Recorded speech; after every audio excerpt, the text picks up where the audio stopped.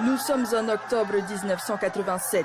Après 4 semaines de grève pour des revendications professionnelles, les dockers du port montent un barrage sur le pont de Motuta, paralysant ainsi l'économie de l'île déjà très dépendante des importations.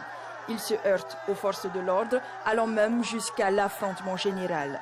Ce 23 octobre, nuit d'émeute à Papeete avec incendie et pillage. 3 escadrons de gendarmes mobiles sont appelés en renfort. L'état d'urgence est déclaré et le couvre-feu est instauré. Cette situation dure une semaine avant le retour au calme. 8 ans plus tard, le 6 septembre 1995, au nom d'une bombe qu'il ne veut plus, le peuple polynésien se rebelle. Des manifestants démolissent l'aéroport de Faa d'abord. Nouvelles émeutes, des voitures brûlées, des grenades lacrymogènes lancées et des gendarmes mobiles dépassés. Dans la nuit, les flammes assiègent la capitale. Les magasins sont caillassés avant d'être pillés. Quelques jours plus tard, plusieurs émeutiers sont arrêtés et condamnés à des peines de prison ferme, parmi eux des politiques et des syndicalistes. Nouvelle scène de désolation désormais inscrite dans les annales. Les portes de la 3e institution du pays sont défoncées ce 8 mars 2018.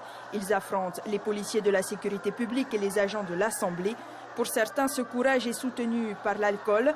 Pour d'autres, l'expression d'une solidarité aux plus exaspérés. Un barrage de policiers anti-émeutes se dresse entre les élus et les manifestants.